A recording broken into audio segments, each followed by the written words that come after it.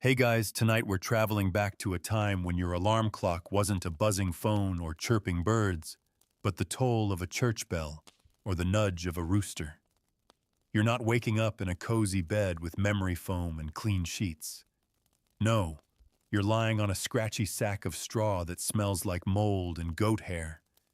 The wooden beams above you groan with age, and through the gaps in your thatched roof the first cold light of dawn creeps in. Welcome to the life of a medieval peasant. And spoiler alert, you probably won't survive this.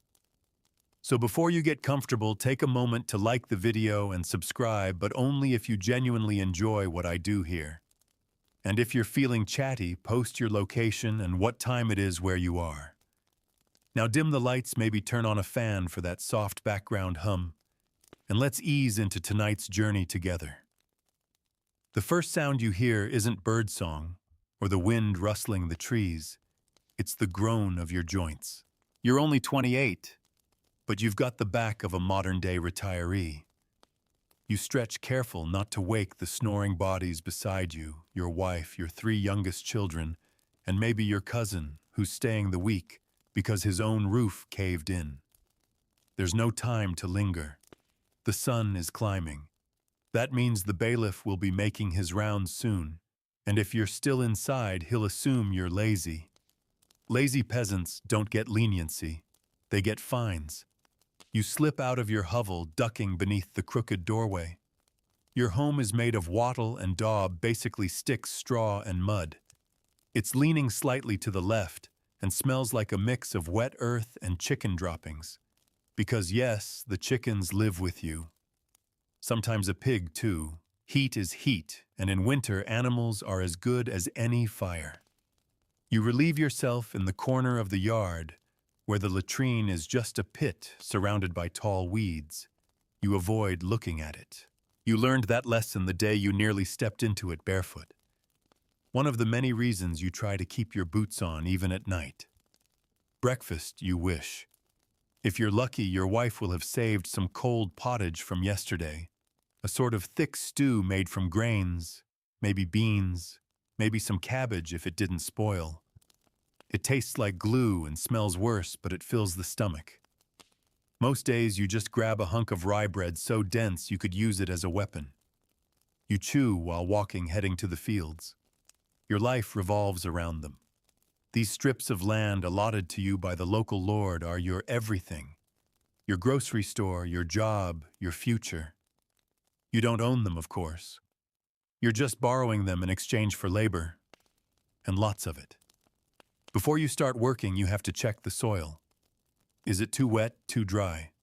Has the neighbor's cow wandered onto your plot again? You chase it off with a stick, muttering curses. Later you'll laugh about it with him at the alehouse, but right now you're too tired to be civil. Then begins the tilling, the weeding, the planting, or harvesting, depending on the season. Your tools are primitive, a wooden plow, sometimes pulled by oxen, often pulled by you. Your hands are already calloused from years of this, your nails black with soil. You bend, pull, lift, and repeat. It's not glamorous. It's not even tolerable. But it's survival. Around mid-morning, the church bell rings. Time for a quick break. You sip from a flask of weak ale. It's safer than water, which is often riddled with filth. Clean water is a rare treat, usually fetched from a stream miles away, or a well in the village if it isn't dry. Your children, those not off herding geese or scaring crows from crops, might bring you some lunch. Maybe more bread, maybe onion pie if you're truly blessed. You eat sitting on a rock, watching a hawk circle overhead. For a few quiet minutes, you imagine a different life. One where you have your own land. One where you don't owe 3 days of labor a week to a man who's never worked a field in his life. Then it's back to it. The afternoon brings more aches. The sun bakes your skin in summer, or the frost bites your fingertips in winter.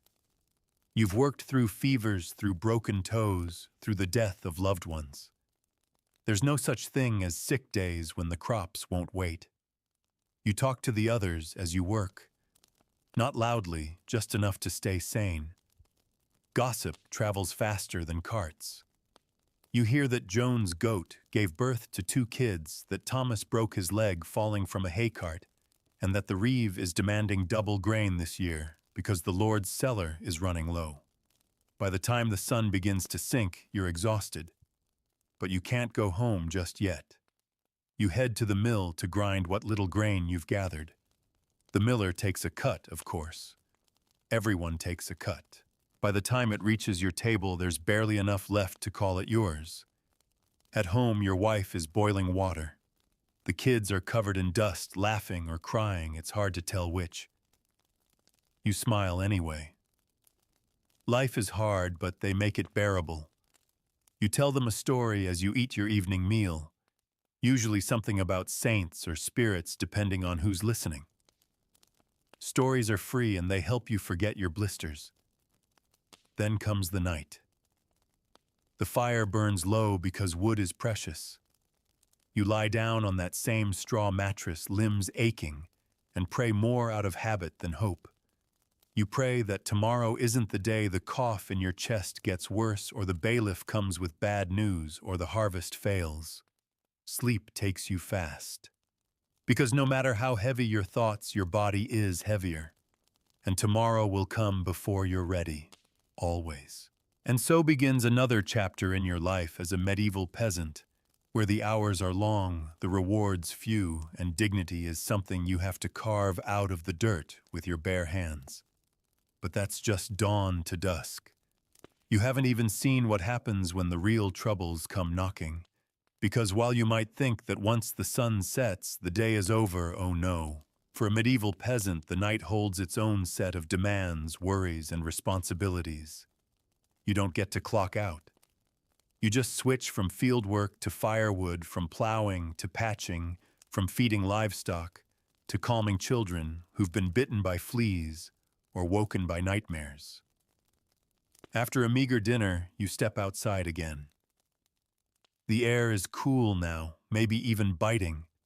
The sky has turned indigo, speckled with stars you've never named, but whose patterns you know by heart. The village glows faintly from candlelight and cooking fires. Somewhere a dog barks. Somewhere else a baby cries. You gather firewood, what little you can find that hasn't already been picked clean. Wood is precious.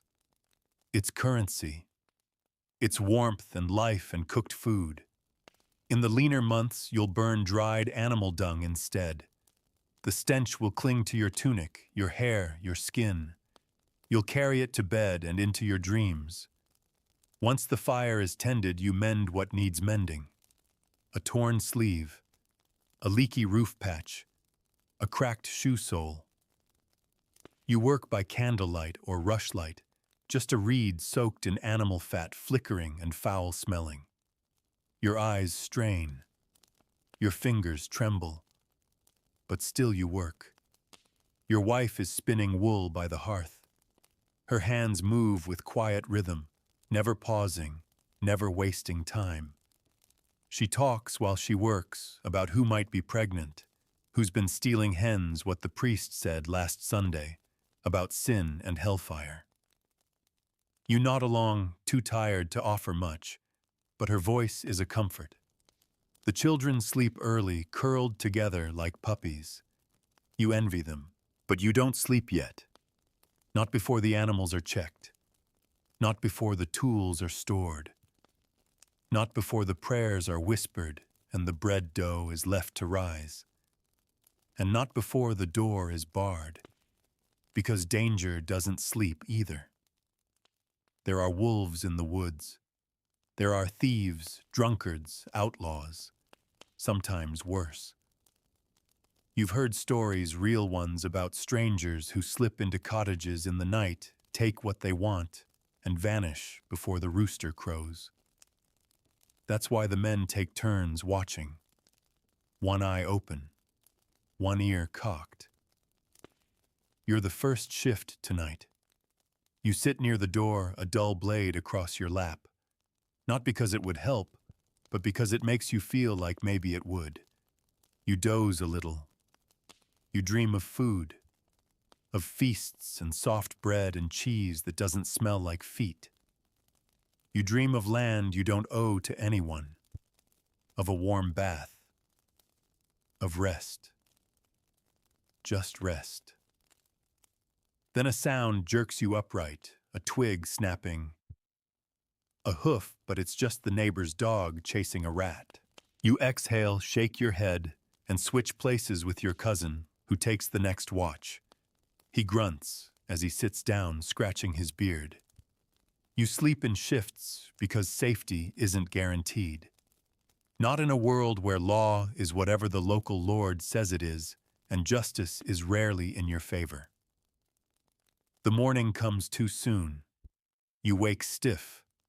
You wash your face with cold water from a cracked clay bowl. The soap, if you have any, is made from ash and lard. It leaves your skin dry and your hands smelling faintly of old bacon. But clean is clean. Breakfast is thin. The bread is stale. You dunk it in ale to soften it. You chew slowly, jaw sore from grinding grain the night before. Your wife eats standing. She's already getting the children dressed. There's no such thing as rest for her either. The little ones go to gather firewood. The older ones join you in the fields. You tie sacks over their shoulders to collect weeds and stones. They think it's a game for now. Today's task is manuring the fields. Yes, it's as grim as it sounds. You shovel the contents of the animal pens, drag the wheelbarrow across uneven paths, and spread the steaming pile with practiced flicks. Your nose adjusts. Your dignity doesn't. You wipe sweat from your brow with a sleeve already soaked through. The smell clings, but there's no alternative. This is how you keep the soil fertile. This is how you feed your family. A shout in the distance, someone's cart has overturned. You rush to help not out of charity, but because when your own cart breaks, you'll need help too. Community is everything. You share tools, seeds, stories. You share misfortunes too. By midday, your back is screaming. You stretch just enough to crack it, but not enough to seem idle. The steward might be watching. The reeve might report you. And word travels fast. Lunch is a cold turnip and a chunk of barley loaf. You chew in silence. The only sound is the wind through the trees and the buzzing of flies that never seem to leave. The bailiff arrives mid-afternoon. He inspects the land, takes notes on a wax tablet, mutters about yields and quotas.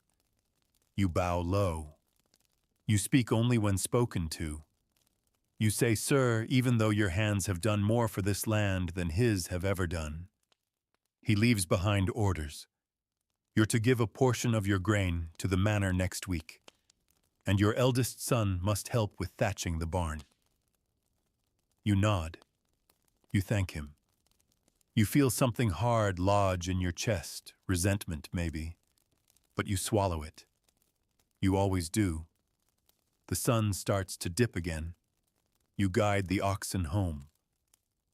One limps, he stepped on a sharp stone. You'll have to check his hoof tonight. More work. At home you find your wife boiling nettle soup. It's green and watery and bitter, but it fills the belly. Your daughter has caught lice again. You spend an hour picking through her hair while she sobs from the stinging vinegar. A neighbor stops by. He needs help digging a trench to divert floodwater. You agree to come tomorrow evening, not because you want to, but because when your roof leaks, you'll need help too. The fire is lit again. Stories begin to weave through the smoke. Tales of saints and miracles, of fae and beasts in the woods, of justice meted out by divine hand. You let the tales wash over you like balm. One more prayer. One more night. You lie down, arms aching.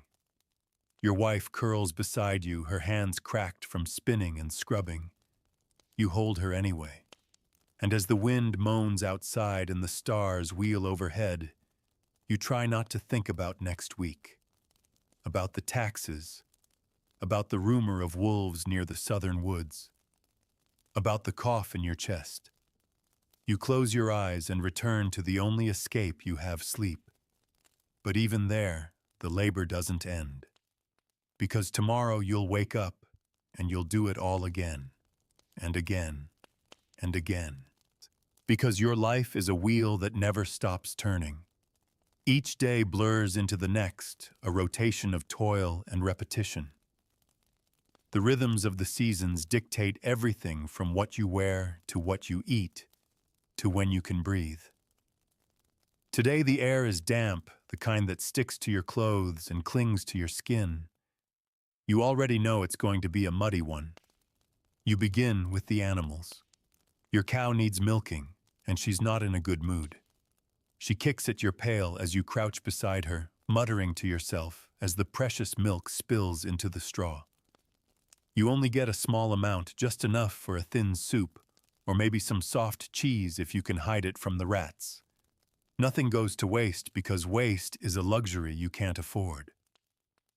The chickens squawk and flap as you throw them scraps from last night's meal.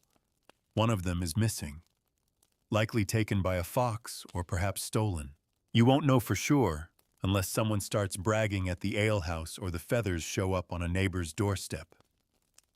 Stealing livestock is a serious crime, but that doesn't stop anyone when their children are starving. Your pig grunts from its pen, a creature half wild and fully filthy. You've been feeding it slowly, carefully, because when winter comes, that pig might mean the difference between your family surviving or wasting away. Killing it too early would be foolish. Keeping it alive through the snow might be impossible. It's a gamble either way. You haul buckets of water from the stream, your boots sucking into the mud with each heavy step. The path is uneven, riddled with holes and stones. You nearly twist your ankle twice but manage to stay upright. As you pass the chapel, you cross yourself, not because you're devout, though you pretend to be, but because you've seen what happens to those who forget their place. You don't want Father Allen sniffing around your home again. Your thoughts drift to Sunday. The one day you don't work in the fields. The one day you trade your tools for pews and incense and Latin mutterings you barely understand. The priest says it keeps you holy. Mostly, it just keeps you quiet. But even then, you work. You must appear at church dressed decently. You must pay your tithes. You must nod solemnly as the priest reminds you that this life is just preparation for the next, and that your suffering will be rewarded in heaven. You're not so sure. Back in the fields, you kneel to tend to the barley. It's looking patchy, bad soil or bad luck, hard to say. You pull weeds with practiced swipes, your hands moving on their own. The repetition dulls your thoughts. You're grateful for that. The other villagers are nearby, bent and sweating just like you. There's no privacy in this life. You hear everything: grunts, curses, whispered prayers, and sometimes laughter. Rare, but real. A shared joke about the steward's ridiculous hat. A snide comment about how the miller's new wife looks suspiciously like his cousin from the next village over. You don't laugh much. Your lips are chapped. Your teeth ache. Your stomach turns over every time you think about how many more weeks until harvest. Your children run through the fields shouting and swinging sticks like knights. You bark at them to watch the crops, but you don't stop them. They're learning the land early. By the time they're 10, they'll work beside you full time. Childhood is short. Survival doesn't wait. You pass old Gregory's hut on the way to the commons. He's sitting on a stool outside carving wood. They say he's nearly 60, a miracle in itself. His face is a road map of lines, his eyes watery and distant. He was once strong like you. Now he barely lifts a sack of grain without wheezing. He tells stories to the children, warns them about the Black Death. You don't remember it yourself, but your parents spoke of it like a ghost that never left. maybe it'll come again. You've seen people die from a simple cut. On the commons, your job is to gather herbs. Your wife needs them for cooking and remedies. Nettles, dandelion, garlic, mustard. These aren't luxuries, they're necessities. The local healer taught her how to mix them with lard or ash, how to make a paste for burns, or a tonic for coughs. She doesn't have a license, of course, but no one else will treat you for free. You kneel in the grass, your eyes scanning the earth. You find a sprig of mint and smile. It'll help with the stomach aches that have been bothering your youngest. You tuck it carefully into your pouch, already thinking about what else you can forage before sunset. The clouds roll in. It's going to rain. You can smell it before you feel it, the shift in the air, the damp coolness. You hurry back to the homestead, trying not to slip in the thickening mud. Your boots are already soaked. Your feet squelch inside them. Inside, your wife is patching a tunic with a bone needle and rough thread. She looks up, gives a nod, then goes back to sewing. You empty your pouch onto the table. She sorts through the herbs without a word. That's love in its own way. The rain begins. You hear it first on the thatch, soft and then steady. You light the fire again and tend to the tools. The scythe needs sharpening. The hoe has a crack in the handle. You sit on your stool and get to work, your mind drifting. You think about the taxes, about how much grain you'll owe, about whether there'll be enough left to barter for new boots. You think about the plague rumors again, about your cousin's son who started coughing blood and didn't last the week. They buried him in the woods without a priest. You stare at the fire. It's small, weak, but warm, and tomorrow it starts all over again. But not before the night brings its own rituals, the counting of stores, the drying of wet clothes near the hearth, the scraping of soot from the iron pot, the murmurs of your children as they drift off one by one, the way your wife hums the same lullaby her mother sang to her. You lie down again, tired to your bones. You hear the rain dripping into a bucket near the window. You think about fixing it. You will tomorrow. Tonight, you just breathe. You've made it through another day. And in this life, that's more than most can say. Because in your world, survival is the only real currency, and every morning you wake up still breathing is a form of quiet victory. No one throws a parade when you make it through the night. No angels sing when your children wake without fever. But in the hush of your small home with its muddy floor and flickering fire, there's a sacredness in the ordinary that no lord or priest can ever tax away. The rooster crows again. It always feels too soon. Your eyes are dry. Your shoulders ache, as if the weight of yesterday is still riding them. You roll out of bed carefully, trying not to jostle your wife, though she's already awake. She always is rising just before you, to knead the bread dough she left to rest the night before. Her hands work automatically, press, fold, stretch, repeat. The rhythm of centuries. You pull on the same tunic now, stiff at the collar, from dried sweat and rain. There's a tear near the hem, but it'll have to wait. There's work to do, always. This morning you're on ditch duty. The common path that runs through the village is flooded. Not with clear, babbling water, but a slurry of rain, refuse, manure, and filth. If you don't clear it, the road becomes a trap, dangerous to carts, dangerous to feet, and most of all, dangerous to health. Stagnant water breeds illness, and no one in your village wants to go through another bout of the bloody flux, which took 3 children just last year. You join the other men with shovels and wooden boards. You scoop the muck, redirecting it toward a ditch that leads to the stream. The smell is overpowering. You breathe through your mouth, but the taste of rot still seeps in. Flies swarm your arms. You slap them away, cursing under your breath. A younger lad gags and stumbles. You grab his arm and steady him, reminding him that once you're knee-deep in filth, there's no going back. That's a lesson you learned early. By mid-morning, your hands are raw. The ditch is holding for now. The path is still filthy, but passable. You nod to the steward as he rides past on his horse, nose in the air, as though he can smell nothing. His boots are clean polished. His cloak is lined with fur. He doesn't speak to you. He rarely does.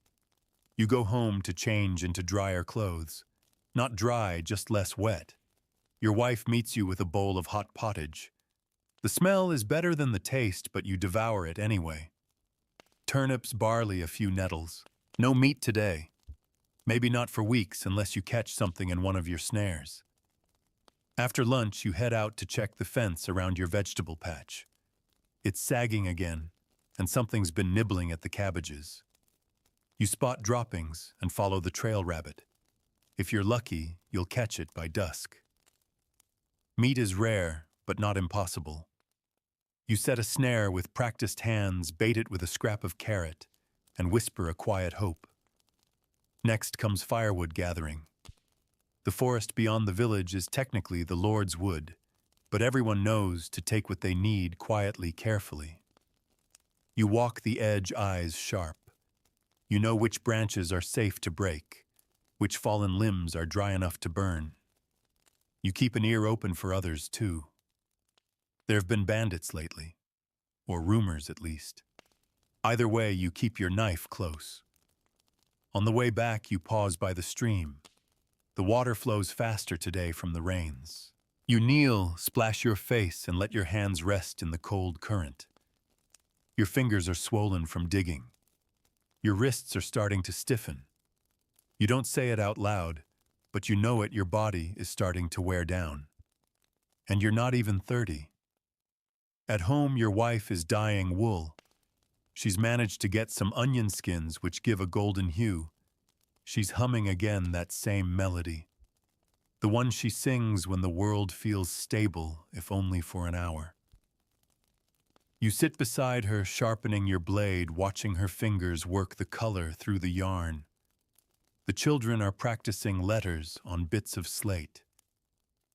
The priest started a small school for the village boys, and your eldest attends when there's no pressing farm work. Your daughter sits beside him, pretending she's allowed. She isn't. But no one stopped her yet. You watch them both, wondering if they'll ever know another life. You want to hope for that. You want to believe that one day your son won't break his back by 30, and your daughter won't marry a man who sees her as another ox in his stable. But that's dangerous thinking. You shake it off and head back outside. The snare worked. A rabbit twitches in the trap, still alive. You murmur an apology and end it quickly, cleanly. You learned long ago not to flinch. The meat will feed you all tonight.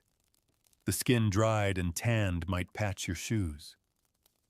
Back inside, your wife lights the hearth again, plucking rosemary from a pouch and rubbing it on the rabbit before it goes into the pot.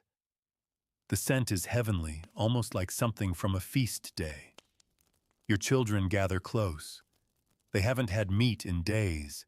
You share the food evenly. Even the marrow from the bones is sucked clean. After dinner, you help your wife patch the roof again. A storm is coming. You can feel it in your joints. She holds the ladder while you climb, handing you tools wrapped in old cloth. You work slowly, carefully. A fall from this height could kill you, and there's no doctor waiting in the wings. The stars emerge as you finish, glinting cold and clear above the trees. You pause just for a moment and let the night air touch your face. The world is quiet. Your breath is steady. It's a rare kind of peace. You go inside, close the door, and bar it tight. You kiss your children goodnight, one by one. You whisper stories of green valleys and golden fields, of brave knights and clever foxes, of queens who bake bread and dragons who guard treasure. Then you lie down again. Your wife rests her head on your chest. You feel the rhythm of her breath. And in the dark, you remind yourself this is life. This is what it is to be a peasant. It is not glamorous. It is not easy. But it is yours. And tomorrow the wheel turns again. Because no matter how much you patch the roof, mend the fences, or dig the ditches, the world always finds a new way to fall apart. A storm rolled in during the night, just as you suspected. Not one of those gentle, whispering rains, but a violent, howling squall that slammed your village with a fury you could hear in your bones. You didn't sleep much. No one did. The wind rattled the shutters like fists demanding entry. Thunder cracked so loud it sounded like the sky itself was splitting open.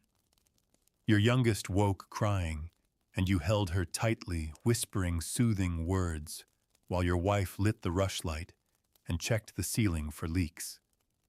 A corner of the thatch gave way, dripping cold water onto the table below. You set a clay pot beneath it and prayed it wouldn't get worse.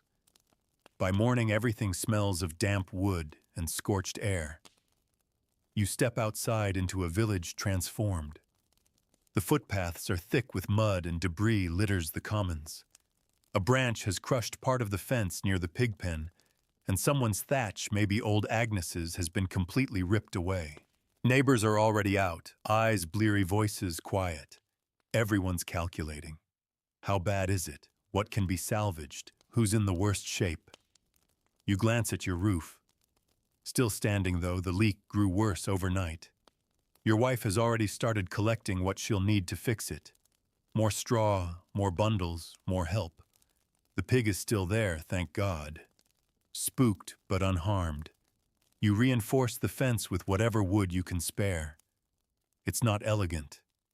It doesn't have to be. It just has to last. Then the real work begins. The fields are flooded. Where yesterday you saw lines of green barley and sprouting cabbage, now you see a pool of brown water and broken stalks. The rich soil you spent weeks turning is now sliding down the slope toward the stream, taking your labor with it. You wade in thigh-deep in mud to salvage what you can. Your boots suck at the earth with every step. You nearly lose one and have to dig it out by hand. You're not alone. Dozens of others are in the same predicament. You hear groans, curses, shouts. The mood is tense. One man blames his neighbor for not clearing a ditch properly. Another accuses someone of sabotaging the levee. It's all nonsense, of course. The storm doesn't care about your grievances. But tension has to land somewhere, and it usually lands on the nearest back. You say little. You dig. You gather. You save what you can and mourn what you can't. By midday, you're soaked cold and caked in sludge. You return home with a sack of ruined cabbage and a handful of barley heads. It won't make much of a meal. Your wife sees your face and says nothing. She knows. She spent the morning inside reinforcing the hearth and bailing out the corner near the cradle where water pooled. The children helped her fetching rags, stacking stones. No one is idle in this house. Not ever. You sit at the fire, your legs trembling, and eat a slice of dry bread and a half-raw onion. There's no comfort to be found in it. Just fuel. That's what food is now, a necessity, not a joy. The priest passes by in the afternoon checking on the villagers. He offers a blessing and a reminder that the Lord tests the faithful. You nod politely, but your stomach churns. Faith doesn't drain the fields. Faith doesn't dry the barley. You want to believe he means well. But you also know that when winter comes, the church's stores will be full, and yours may not. Still, you let him speak. You thank him. Because even now, appearance matters. Later, you head to the commons again. You join a group rebuilding the cart path that's been washed away. It's not your job. No one asked. But if the path stays ruined, no one can reach the mill. And if no one can reach the mill, no one eats. You haul stones, wedge them into the mud layer branches, and sod over them. It's grueling. Your hands go numb. A nail splits. You wrap it in cloth and keep working. A woman nearby hums while she works a song from childhood, maybe. It cuts through the gloom like a thread of light. You smile to yourself. Even now there's music. As the sun sets, you drag your sore body home. You smell of wet wool and swamp water. Your wife hands you a cup of warm ale, and for a moment you feel almost human again. Dinner is sparse, boiled roots, a pinch of salt, a few spoonfuls of yesterday's pottage. The children eat quickly, barely speaking. Hunger makes them quiet. Afterward, your wife pulls out a scrap of linen and starts stitching. She's making a pouch for herbs. You watch her needle glide through the cloth over and over. You sharpen your blade beside her. Sparks flicker and dance against the stones of the hearth. You talk about tomorrow, about what can be replanted, about which neighbors might have seeds to spare, about what tools need fixing, and whether your cousin's cart axle might be useful after all. You talk like there's still a future, and maybe there is. Later, in the quiet of your home, you tuck your children into the corner where it's driest. You rub their feet to warm them, kiss their cheeks, and whisper stories about the old days when giants walked the land, and kings gave feasts to all their people, and food rained down from the skies like a gift. They know it's make-believe, but their eyes sparkle anyway. And that sparkle, that flicker of wonder, is enough to carry you through another night. Because even in a world of mud and hunger and backbreaking labor, you can still hold on to something soft, something bright. Hope. However fragile, however fleeting, because if there's one thing you've learned, it's that the land may punish you, but it also teaches you. And while you've never been to a school and never held a book, you're fluent in a different kind of knowledge, the kind passed from muddy hand to calloused hand, whispered through generations, carved into your body, one ache at a time. This morning the fields are still slick, but the sky is clear. That's something. A gift, maybe. You step outside and take a breath of air that smells less like rot and more like earth. Real earth, not soup-thick muck. Your boots are still soaked from yesterday, so you walk barefoot for now, toes curling in the dew-covered grass. Your wife is up already, of course. She's boiling water and scrubbing the children's tunics against a flat stone near the stream. Her sleeves are rolled to the elbow, revealing arms as strong as yours. No one talks about women's labor, but it's constant, quiet, invisible unless it stops. And it never stops. You head toward the fields, taking a slower route today. Not out of laziness, your muscles simply refuse to move faster. Your right knee throbs. That old injury from the time you fell off the cart hasn't healed right. You grit your teeth and keep walking. Pain is just part of the day. At the edge of your plot, you find your neighbor Edric kneeling in his own field. He looks up, nods. His face is lined like tree bark, even though he's only a few years older than you. You both start to work in silence, your hoes carving the ground in tandem. There's something comforting about that rhythm. The scrape, the lift, the toss. Today you're digging furrows. It's slow going. The soil is heavy, clinging to the blade like wet bread. Every few steps you stop to wipe the sweat from your brow. It's not even midday, and the sun is already pressing down hard. You remove your cap and let the breeze touch your scalp, however briefly. By the time the church bell tolls, your arms are shaking. You pause to stretch your back gaze toward the woods beyond the fields. They look peaceful from here, but you know better. Bandits sometimes hide there. And worse, tax collectors. Edric finally speaks. Heard the Reeves taking tally this week. You grunt. You've heard it too. That means an accounting of everything grain livestock tools. And of course, how much you'll owe. Taxes come in many forms. A portion of your grain, a portion of your time. Sometimes eggs, sometimes wool, sometimes just hard labor repairing the manor's fences or tending the Lord's land. And if you fall short, penalties, fines, or worse, a visit from the bailiff. After a quick lunch of black bread and dried peas, you help Edric dig a drainage ditch to help prevent more flooding. It's not your field, but what hurts one of you eventually hurts all of you. If his field goes under again, yours might be next. The ditch work is backbreaking, but at least there's chatter. You talk about the coming feast day, how there might be dancing, a roasted boar if the Lord is feeling generous. You talk about the girl from 3 villages over who came to market with honey cakes and wide eyes. You talk about death, too. It slips in like a shadow between the jokes. You remember your brother taken by fever last winter. He was only 35, strong as an ox until the coughing started. You buried him behind the chapel near the stone wall where the grass still refuses to grow.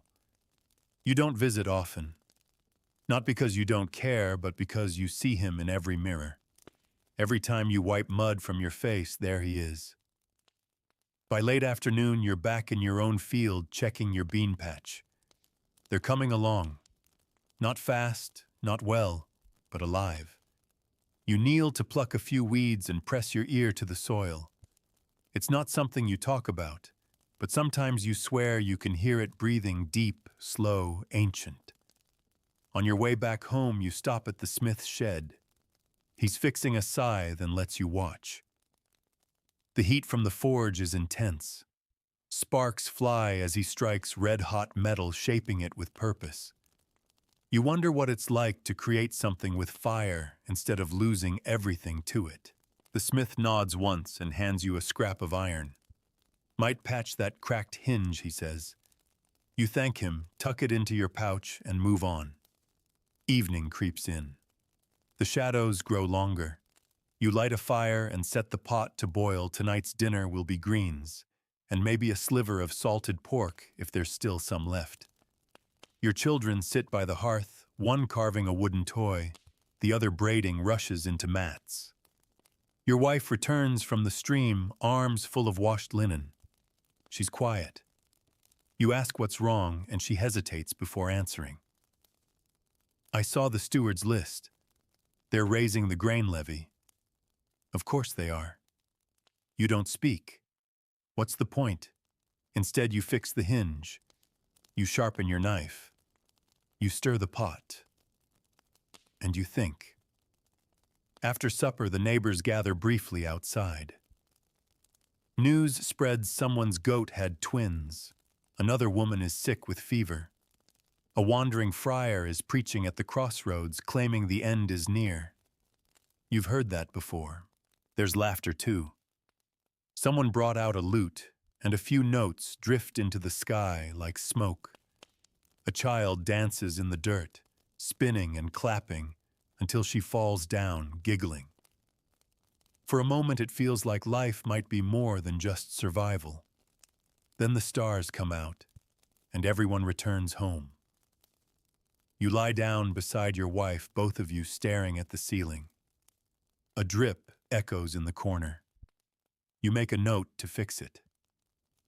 Later, always later. Your thoughts drift to the fields again, to the beans, to the taxes, to the ditch, to the priest's stories of heaven and suffering and reward. But mostly, you think about the earth, how it takes and how it gives, how it listens, how it remembers, and how tomorrow you'll wake up and speak to it again, with your hands, with your sweat, with everything you've got. Because if the land is your master, then the seasons are its voice, and today that voice is whispering that summer is slipping away.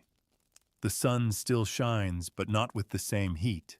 There's a softness in the air, a change in the wind that tugs gently at your tunic, reminding you that soon the fields will go silent, and the real Hunger Games will begin.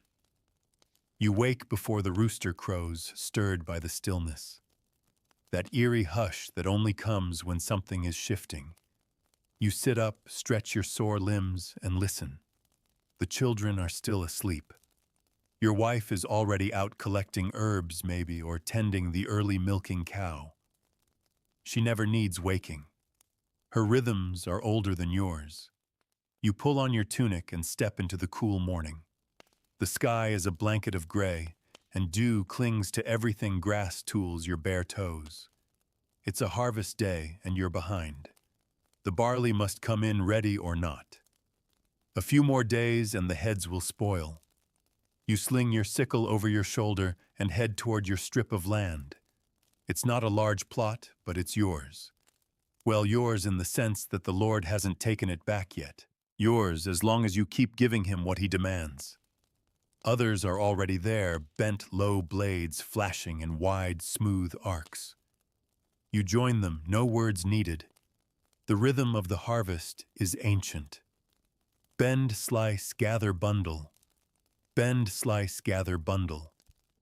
The sound of it is a kind of music steel, brushing stalk straw, crunching underfoot, breath heaving in and out. By mid-morning, sweat pours from you in rivulets.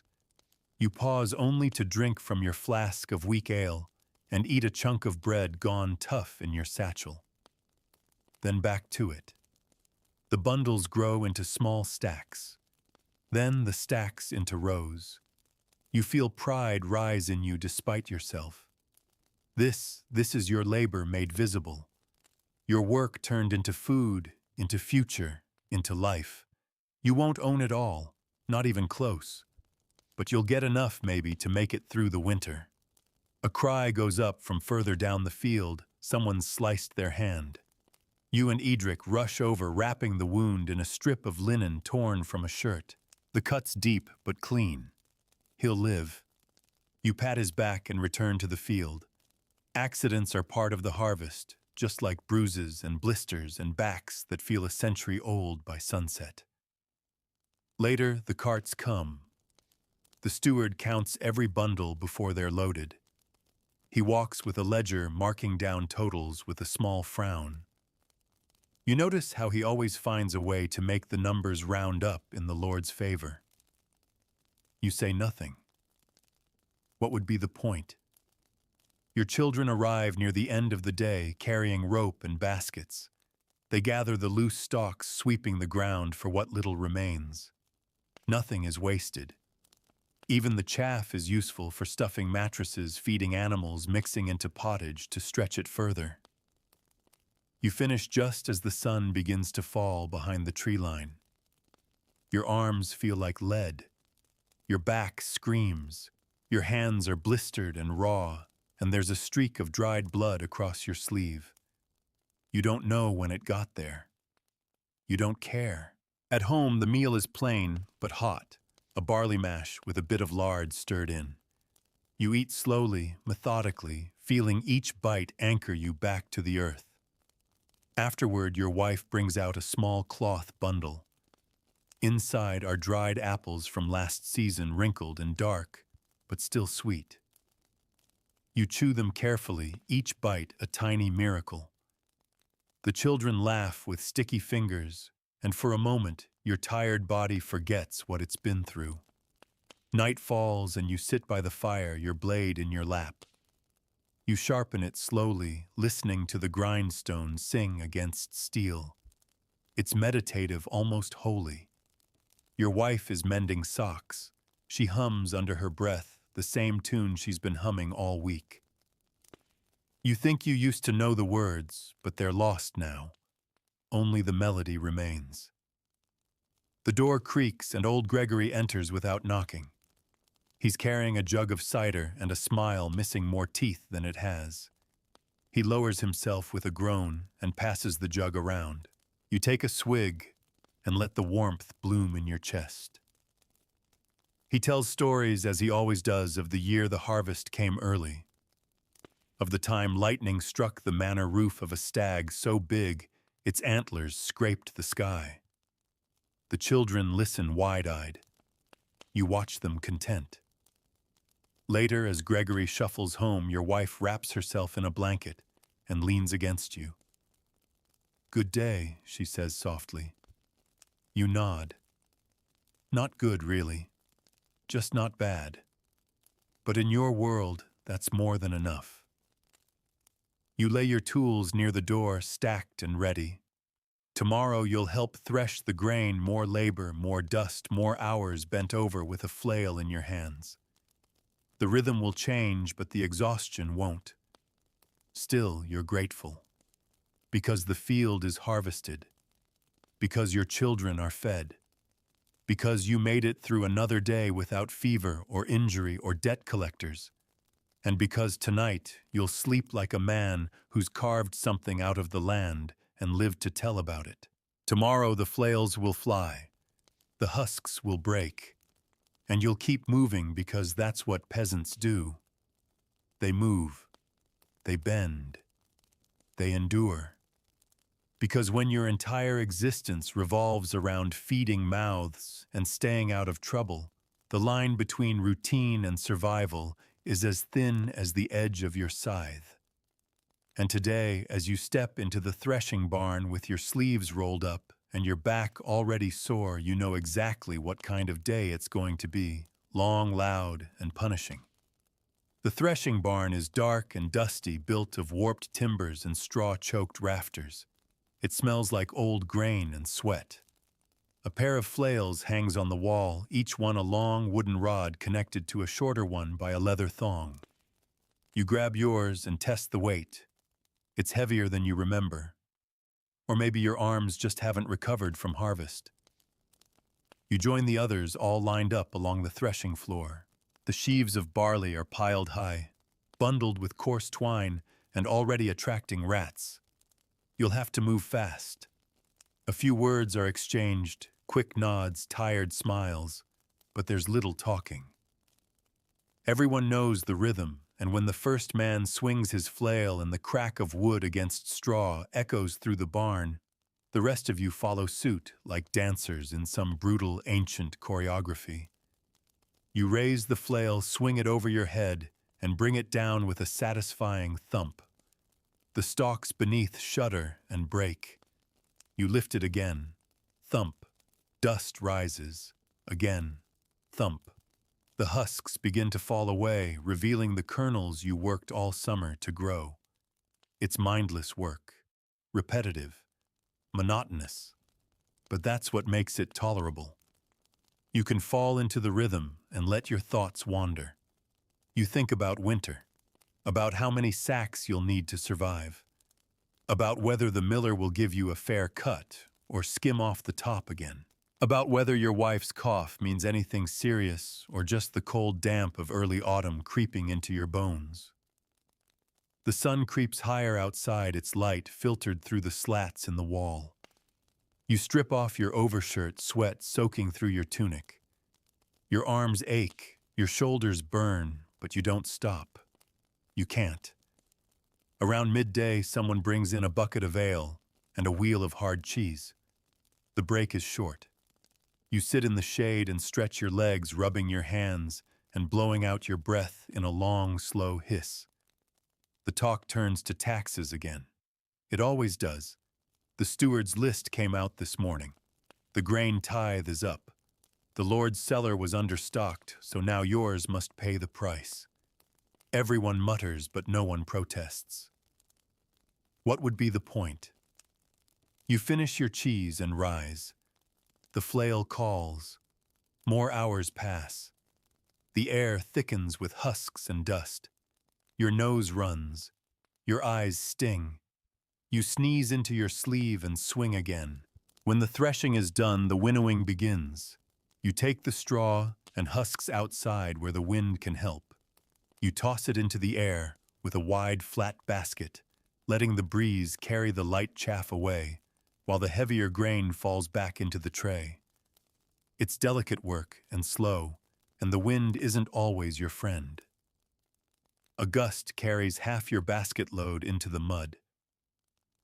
You curse softly, scoop up what you can, and try again. By dusk, your muscles are jelly.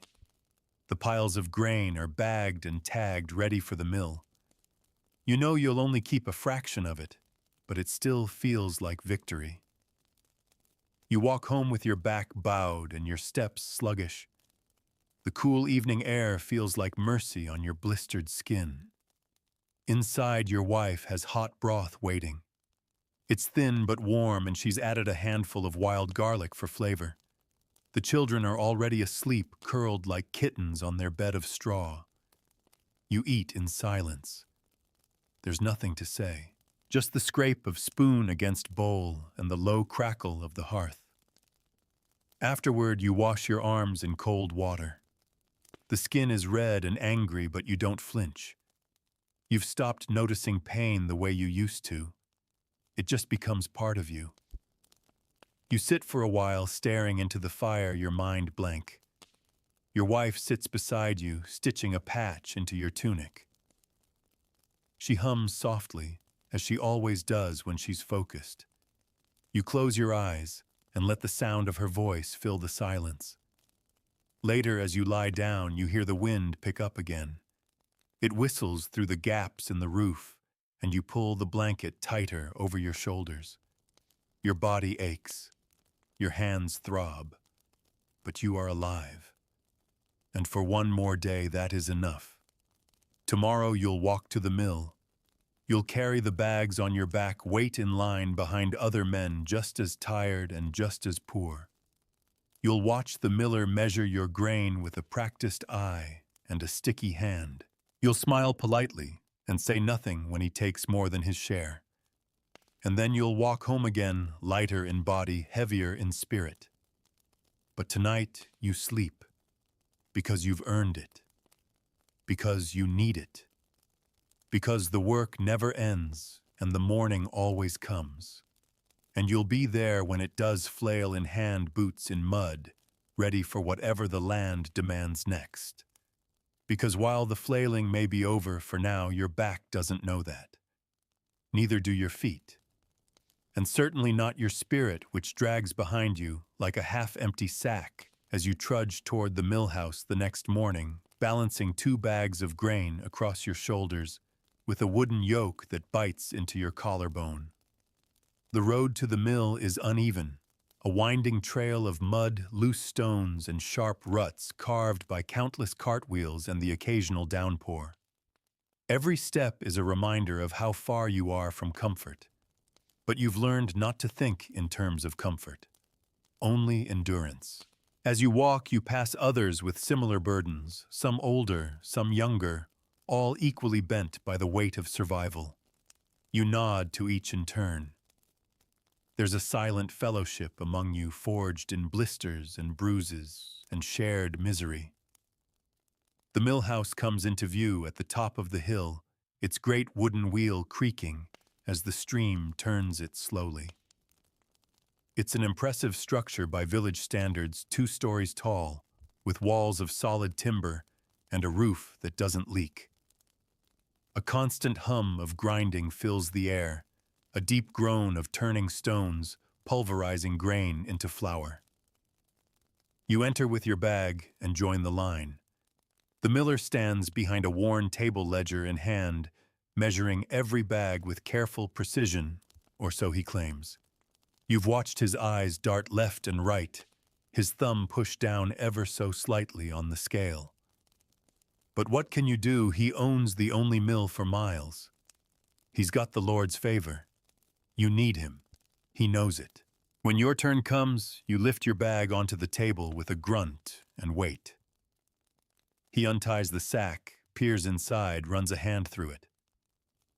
"Good yield," he says, though there's no kindness in his voice. Just calculation. He takes his cut scoops of grain dropped into his own bin with quick, practiced flicks. More than fair, you're sure. But you keep your mouth shut, nodding like everyone else. He hands back what's left, tied in a fresh bag that smells of old flour and sweat. You hoist it back over your shoulder and begin the long walk home. The flour will stretch barely. You'll bake with it sparingly, mix it with ground beans or roots when you must save it for feast days, or when someone is sick and needs soft bread. As you walk, your thoughts drift not to dreams, never to dreams, but to repairs. The door hinge is loose. The roof still leaks. One of the oxen is limping again, and the harness is frayed. You'll have to fix it all yourself. There's no one else. By midday, you're home again, sore and sweating. You place the flour in the larder, really just a shelf with a cloth cover, and wash your hands in a basin of gray water. Your wife is kneading dough already, her hands moving with practiced rhythm. She doesn't ask how it went. She knows. The children are outside collecting kindling. One of them runs in crying he's been stung by a bee. You soothe him, press a poultice of mashed onion and cold clay to the swelling. You kiss his forehead. He sniffles but smiles. You smile back. Then it's time to mend the harness. You sit near the pen with a spool of rough thread and a curved needle made from bone. You work slowly, fingers fumbling. The leather resists you. Your thumbs ache. But eventually, the stitch holds. You test it. Good enough. The ox watches you with dull eyes. You pat its flank. Not much longer now, you murmur, though you don't know if you're speaking to the beast or yourself. Inside, the scent of baking bread fills the air. You breathe it in, eyes closed. It smells like peace, like comfort, like something better than this, even if just for a moment. Your wife pulls the loaves from the hearth and sets them to cool. One has cracked on top, revealing the golden crumb beneath. The children hover, eager. You cut it carefully, handing out pieces one by one. The crust is hard, but the inside is soft and warm. You eat yours, slowly savoring every bite. This is the reward. Not gold, not glory, just this warm bread, a quiet home, and a moment without pain. Later, you gather with others in the village square. There's talk of the coming feast day. The priest has requested extra candles for the church. A few men offer to help gather beeswax. You volunteer, knowing it will mean more work, more walking, more time away from your field, but also knowing that saying no is as good as a confession. You return home in the orange glow of sunset, pockets full of nothing, shoulders sagging under invisible weight. Your wife is darning a sock. Your daughter hums while she braids her hair. Your youngest draws circles in the dust with a stick. These small things, these quiet, unremarkable things, are what tether you to this life. You sit by the fire and sharpen your knife. The sound of the whetstone soothes you. Then you pray. Not out loud, not like in church. Just a whisper inside your mind, half-formed, wordless. A plea, a hope, a promise to keep going, because that's all you have. Tomorrow, the fields will call again, and you'll answer, because you must, because you always have, because that's what it means to be a peasant, because in this life duty doesn't rest, not for harvest, not for rain, not even for grief. And today the air in the village is heavier than usual. A black cloth has been hung over a doorway at the far end of the commons. Someone has died. You hear it before you see it. The slow tolling of the church bell, not the regular chime of timekeeping, but a deeper, sorrowful beat. 1, 2, 3. You count them without thinking. The signal for death. The priest taught you that each toll stands for a prayer, each ring a reminder that life is brief and heaven is long. You keep working anyway. You're patching the chicken coop this morning. A fox found its way in last night, left feathers and chaos in its wake. You lost 2 hens, maybe more. You curse under your breath as you nail boards into place, wondering how much longer the rest will survive. You'd planned to barter their eggs at next week's market. That won't happen now. But you don't dwell. You never can. There's no time for mourning, not yours, and not even for the family across the square. You glance toward their home. A few neighbors have gathered. Bread is being passed and hands are folded in prayer. The dead man was old for a peasant anyway. Past 50, which feels like a century in this world. He was a thatcher, quiet and steady. You'd worked alongside him once, fixing the manor roof after a storm. He had strong hands and soft eyes. Now he's just gone. Your wife walks back from the stream with damp linen bundled in her arms. She nods toward the black cloth. Anna says he didn't suffer, she murmurs. You nod. That's as close to comfort as anyone gets. After patching the coop, you fetch water. The bucket handle digs into your fingers as you carry it up the hill. The stream is running low. It always does this time of year when the rains stop, but the heat lingers. You'll need to ration more carefully now. When you return, your wife has started boiling water to clean wounds. One of the children scraped his arm on the fence post. She crushes nettle leaves and presses them into a paste. You help hold him still while she binds it with linen. He winces but doesn't cry. He's learning. Midday comes, and with it the funeral. You go because not going would be noticed. The entire village gathers at the chapel, a stone structure older than anyone can remember. Moss clings to its outer walls, and the bell rope is frayed from generations of use. The priest wears his finest robe, still threadbare, but whiter than usual. He speaks in Latin mostly, then switches to plain tongue for the eulogy. He talks about humility, about suffering, about obedience to God's will. You listen, but your eyes wander. Across the rows of bowed heads, across the worn stones of the chapel floor, to the faces of the children wide-eyed and confused. The coffin is simple, rough wood, no adornment.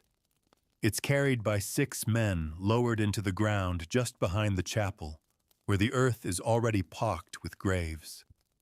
You toss in a handful of dirt. The sound it makes, the soft patter of soil on wood, lingers in your ears even after you've left. Back home, the world resumes. You bring out the scythe and begin trimming grass near the animal pens. You sharpen the blade until it sings. Then you work arms moving in long, looping arcs. Grass falls in waves and the scent rises thick and green. It's a clean smell, one of the few that still feels alive. Your wife is spinning wool again, this time into yarn. Her spindle dances in her hand. She's good at it, faster than most. What she makes might fetch a few coins at market if you're lucky. Later, a traveler comes through the village. A peddler, his cart creaking with wares, ribbons, needles, combs, dried herbs, beads. Things you don't need but long for anyway. You trade a small spool of yarn for a sliver of soap and a tin whistle for the children. They fight over it before taking turns. The peddler tells stories of distant towns, of bridges that collapsed in the last storm, of a new bishop installed in the far city. He speaks of plague rumors too, of fever returning to the ports. Your stomach tightens at that. Plague is a word you don't say lightly. After he leaves, your wife mutters a prayer. You join her, just in case. That evening, you take a walk around your plot. The beans are nearly ready for picking. A few heads of cabbage stand proud, untouched by rot. You pick a handful of greens and bring them inside, where your wife is baking a flat cake on a stone. She sprinkles salt on top, precious stuff saved for nights like this. You eat together as the light fades.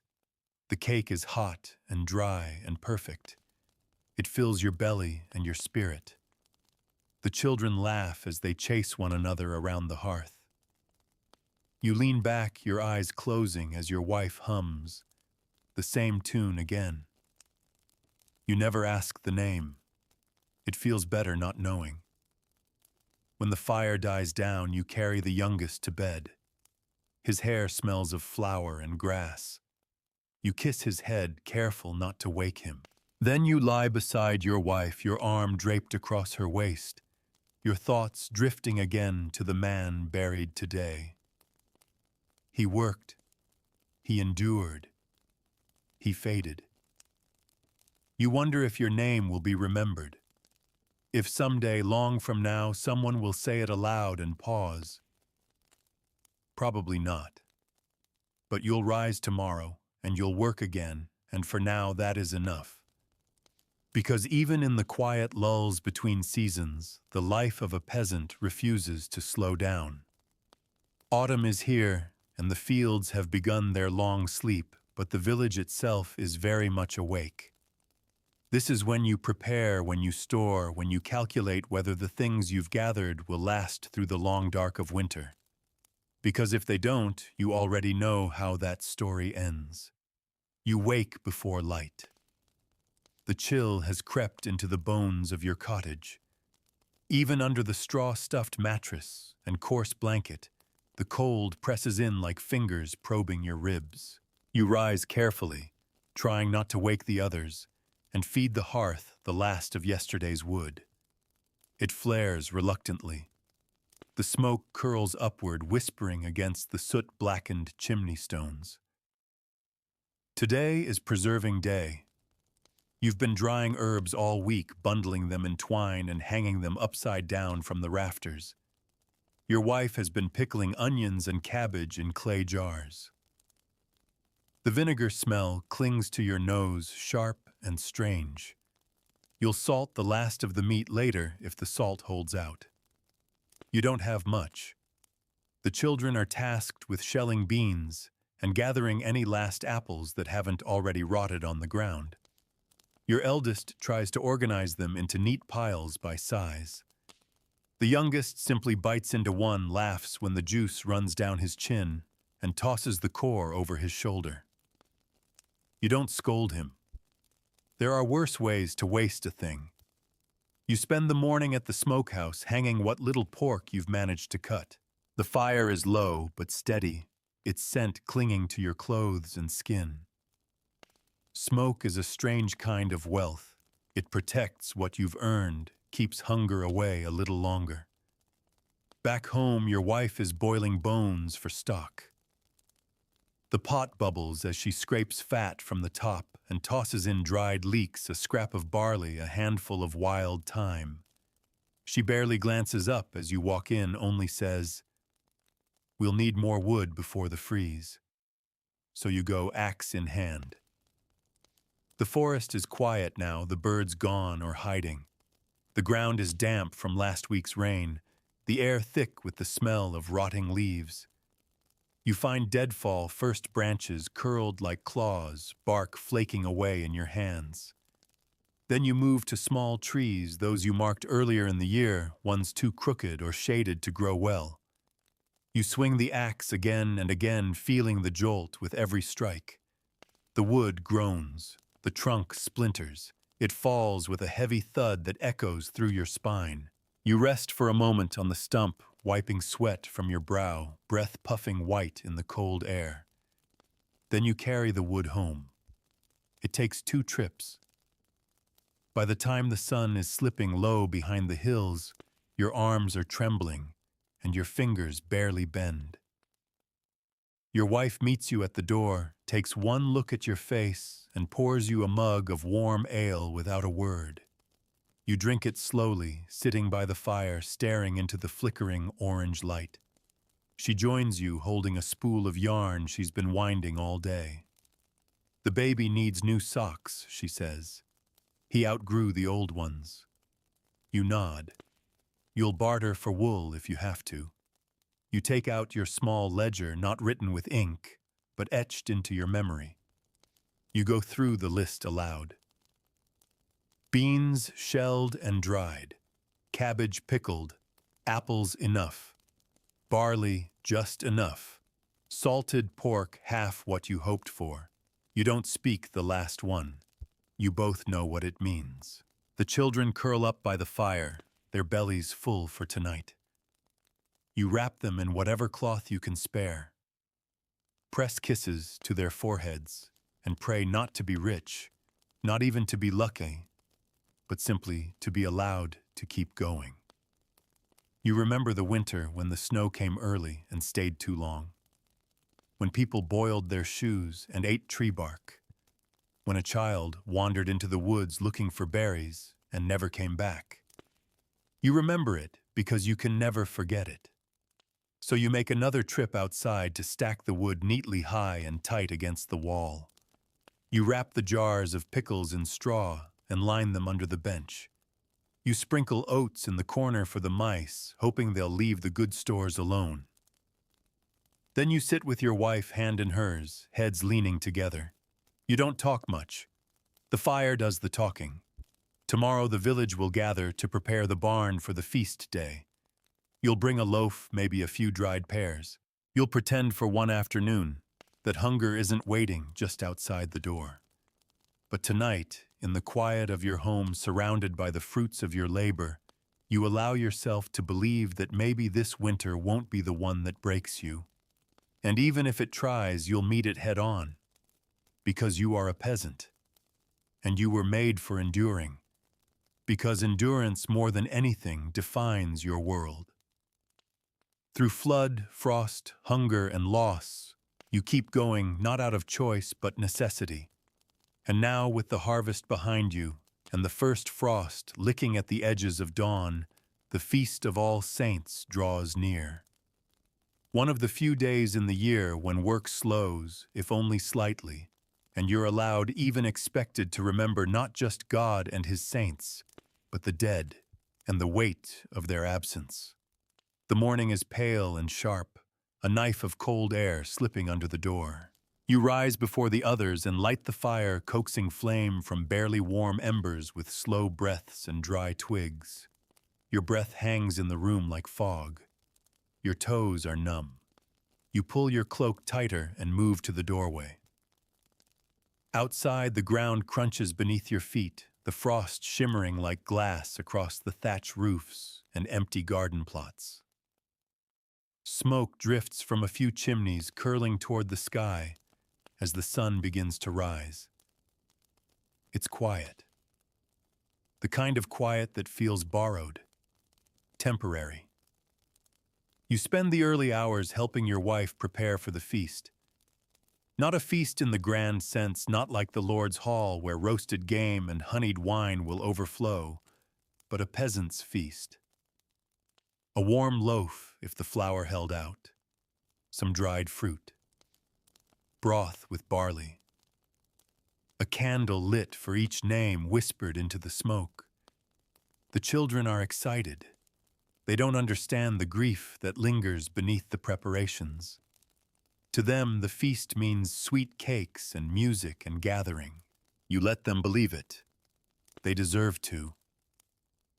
You head to the chapel just after noon carrying a clay pot filled with warm grain mash and a strip of salted fish, a shared offering for the communal table. The priest is already there arranging candles near the altar. He wears the same robe from the last funeral patched again at the shoulder. His face is solemn but softer than usual. The service begins. You stand with your cap in hand, eyes lowered, listening to the Latin prayers you've heard your entire life. The names of the saints are chanted one by one, and you recognize many of them not because you've read the books, but because their stories have been told by firelight since your childhood. Saint Cuthbert, who walked barefoot through snow. Saint Apollonia, protector of aching teeth. Saint Isidore, patron of farmers like you, who worked the land and prayed between furrows. And then come the names, not in the book names, whispered by the villagers around you. Brothers lost to fever. Sisters taken in childbirth. Children who never reached their 5th year. The list is long and no one writes it down, but everyone remembers. You murmur your brother's name the way you do each year. You feel the silence in your chest as if it's carved a little deeper than before. After the prayers, the villagers gather outside the chapel to share what little they've brought. You sit on a log near the fire, your bowl warm in your lap, your wife beside you. You talk with neighbors about weather, about storehouses, about the rats that have grown bolder this year. But the tone is gentler today, less urgency, more remembering. Old Agnes sings a hymn, her voice quivering but strong. Someone brings out a pipe and plays a tune your feet know before your ears do. A few of the younger ones dance their boots sliding in the frost-dusted grass, their laughter bright. You watch your children spin and chase each other. You smile. The fish is salty, the mash a bit burnt, but you eat every bite. There's something sacred in the togetherness, the warmth, the full bellies even if just for tonight. As the sun dips, you help carry the unburned candles back to the chapel. The priest nods his thanks. He smells of incense and wool. Before heading home, you stop by the small stone markers behind the chapel. There's no name on the one you kneel before, just a flat rock, half-sunken moss creeping along its base. But you know whose it is. You place a handful of wildflowers you found on the way and whisper a few words. Not a prayer, just a memory. Your wife joins you after a while. She doesn't speak, just rests a hand on your shoulder. You sit there for a moment longer, letting the chill settle around you like a shroud. Then you rise. Always you rise. Back home, the fire is still burning. You pull your children close and tell them one of the old stories of Saint Martin cutting his cloak for a beggar, or of the wise fool who tricked the devil. Their eyes grow wide, their breathing slows. You smile at their soft heads as they drift into sleep. Your wife knits by firelight, humming under her breath. That same old tune. You've never asked the words. You don't need to. You lie beside her, the cold kept at bay by your nearness. Outside, the frost thickens. The stars blink into view, silent and cold. You close your eyes and hold the memory of the day gently in your chest. Because tomorrow the silence will lift. The work will return. And you will return with it, grief tucked in your cloak, but your hands still open to the earth. Because even with the frost settling deeper each morning, and the nights stretching longer than your waking hours, the work hasn't ended, it's only changed its shape. Now that the fields sleep beneath a crust of white, your labor moves inward, into hearth and barn, into spinning wheels and sharpened tools, into preparation for the kind of cold that doesn't ask permission before it settles into your bones. You rise in darkness now, not light. The sun no longer greets you in your doorway, but waits until halfway through your chores to peek above the hills. The fire is slow to start.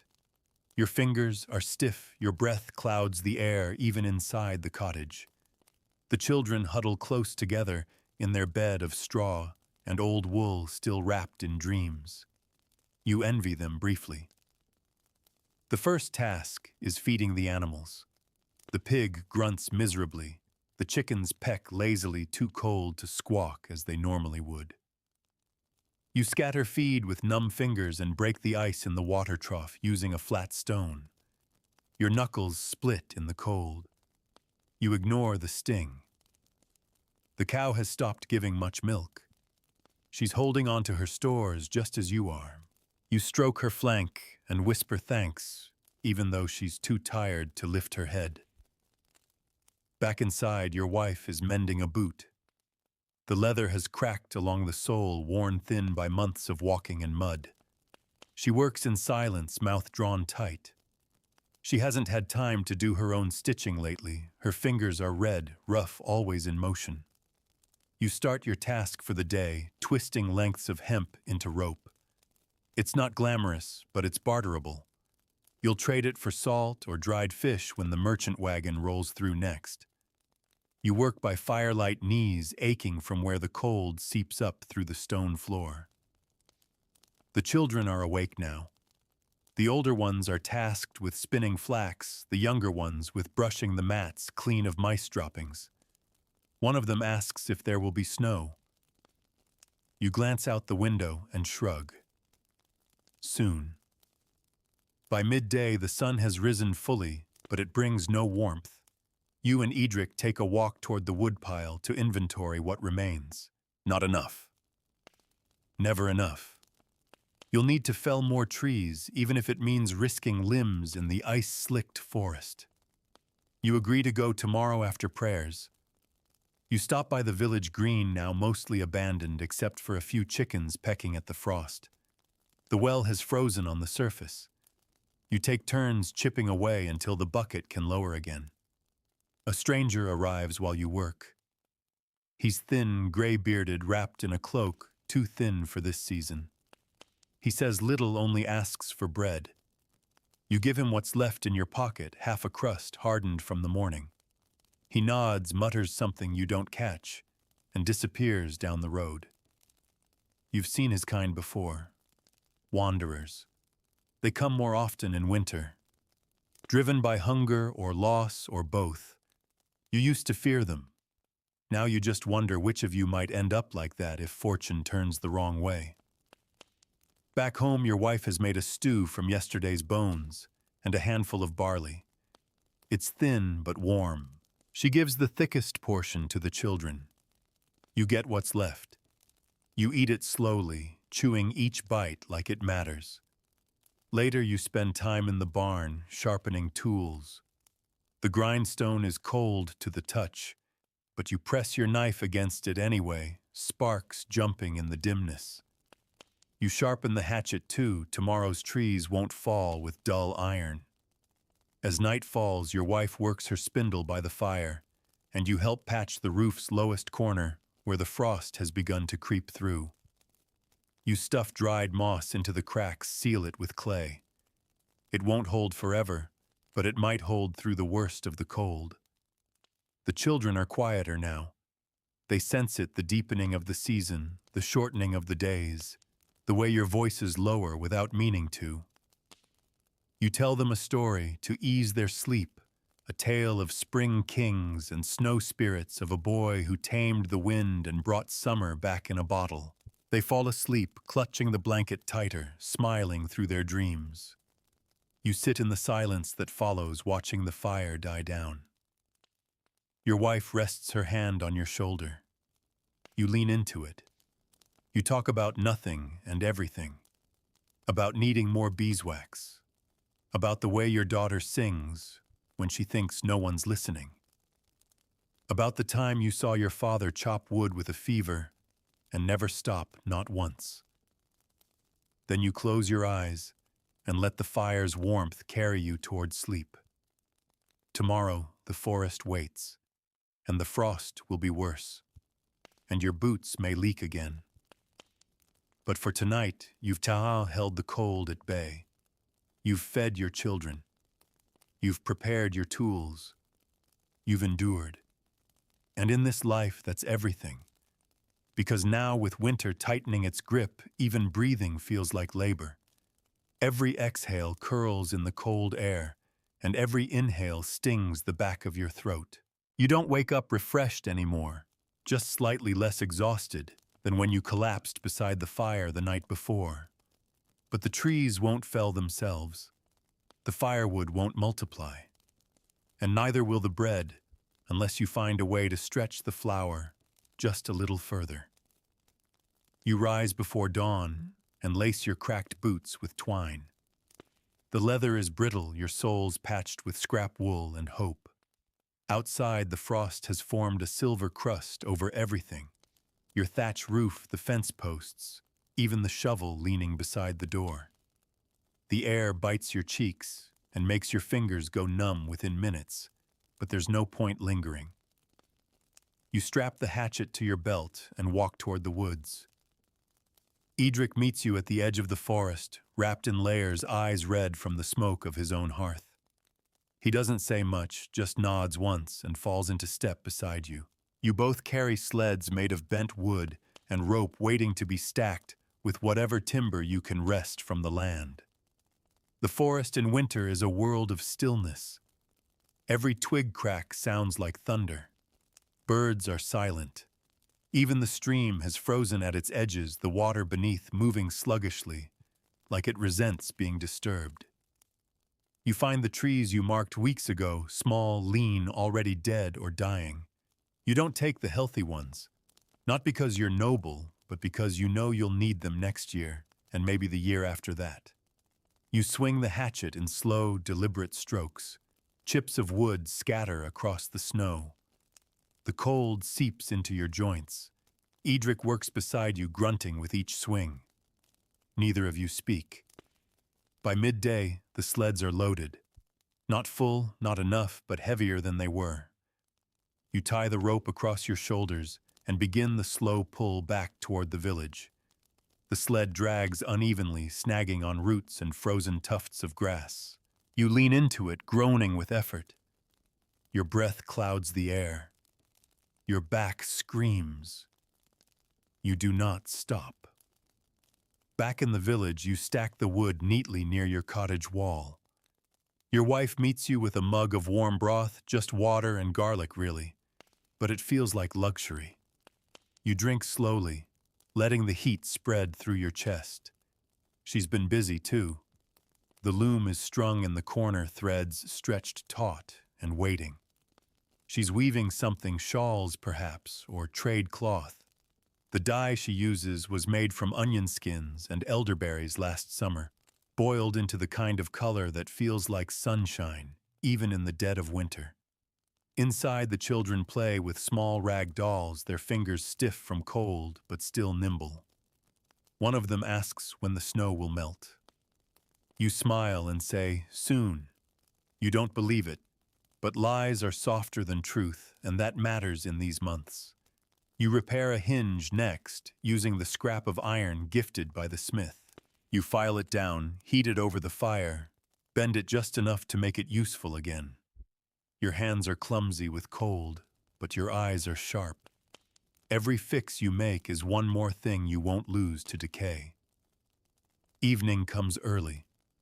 The sky fades to gray before you've even finished chopping kindling. Inside, the fire is low again. Wood burns fast in weather like this. You ration it carefully, one log at a time, each one a tiny decision. Warmth now or warmth later. Your wife makes a flatbread using the last of the lard and some crushed beans. The children eat eagerly, tearing it into pieces, licking the crumbs from their fingers. You take the smallest portion, chew slowly, and taste every grain of salt like it's treasure. Later, there's news from the next village, a child taken by fever, a barn collapsed under snow. You listen quietly. There's nothing to say. The cold has no favorites. You gather your family by the hearth and tell a story, this one older than memory, about a farmer who tricked winter by hiding fire in his heart. The children listen with wide eyes. They ask if it's true. You nod and say, only if you believe hard enough. They smile and huddle closer. You spend the night sharpening your hatchet, checking your boots, counting the root vegetables left in the cellar. You whisper numbers under your breath, each one a flickering prayer. And as the fire burns low and your wife falls asleep beside you, you watch the shadows stretch along the wall, long and quiet. You think of spring not as a certainty, but as a distant rumor, a maybe. But for now, winter rules, and you are its quiet servant, scraping, gathering, enduring. Because that's what you do, not just to survive, but to keep something alive, no matter how small, how cold, how quiet, through the longest nights of the year. Spew. Because finally, after so many frozen nights and white mornings, the earth begins to stir again. And though you hardly trust it at first, there it is, the slow drip from the eaves, the soft squelch of thawing soil beneath your boots, the faintest green thread poking from the cracks in the yard. where nothing has grown for months. Spring is coming. You feel it before you see it in your joints, in the change in the wind, in the light that lingers just a little longer each evening. The children feel it too. They burst from the cottage door, the moment you unlatch it, chasing each other through the puddles with squeals that echo across the still barren fields. Their laughter carries something else with it now. Not just survival, something lighter, hope. But before any planting begins, the land must be coaxed back to life. And that starts with cleaning. You take your tools out from storage, the hoe, the rake, the wooden plow. You run your fingers along their splintered handles, checking each one for cracks and loose nails. You oil them with the last of the animal fat, polish the edges with a stone until they gleam not out of vanity, but because you need them to last. Every tool you save is a tool you don't have to trade for. Then to the field. It's a mess, of course. A crust of winter rot covers the ground, dead leaves, broken stalks, animal dung. You clear it 1 foot at a time, dragging a woven basket beside you, pausing only to stretch your back and breathe. Your fingers are stiff, your knees pop when you bend, but the work feels different now. Less desperate, more forward-looking. You're not fighting to stay alive today. You're preparing to grow. Others are out too, Edric, his face still pale from a winter fever. Agnes hobbling as she scatters feed for her hens. Even the children dragging bundles of sticks to patch fences or lining up pebbles to mark the border of a new garden plot. Your wife spends the morning beating dust from every blanket, every tunic. She opens the shutters, letting sunlight pour across the floor in long golden stripes. She even hums again, something new, not the winter tune you've come to expect. By midday, the whole village smells of turned soil and burning straw. Smoke rises in thin blue threads above every cottage. You rake ash into the soil, enriching it, preparing it for barley, for beans, for peas if you're lucky. Your children return with baskets of snowdrops and dandelions, their cheeks flushed.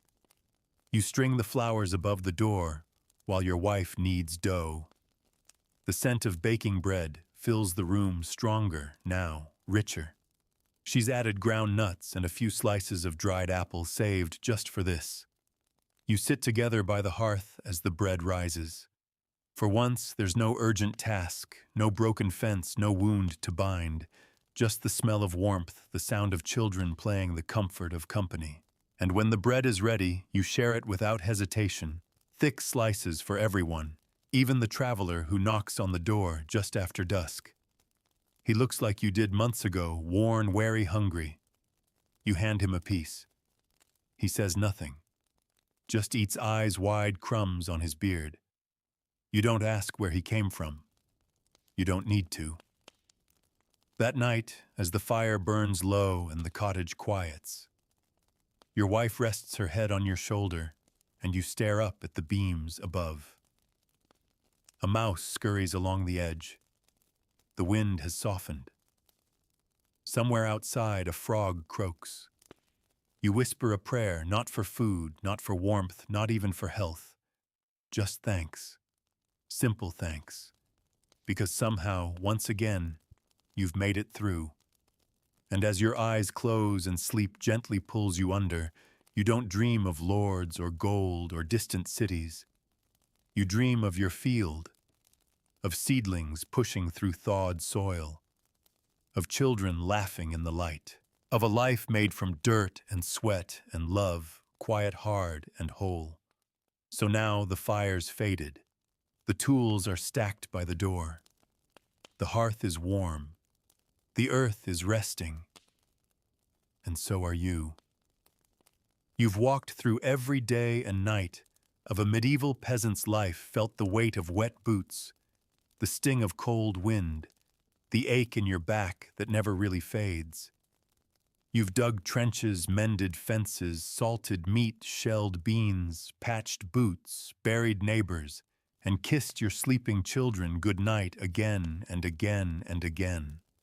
You've lived without comfort, but never without purpose. You've endured without reward, but never without meaning. This was a life of endless labor, yes, but also one of silent victories. Each loaf baked, each cough survived, each winter outlasted. These were your miracles. Not the ones sung about in church, but the quiet kind. The kind no one noticed. The kind that kept the world turning. And now with spring just beyond the threshold, you get to rest. Not because the work is over. It never will be. But because you've earned it. So close your eyes.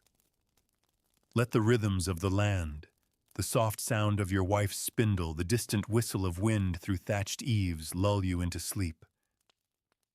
You are safe here, wrapped in the quiet pulse of a world that asked everything of you and received it. This was your life, not a tale of kings or knights, but of dignity in the dirt. And that in the end is enough.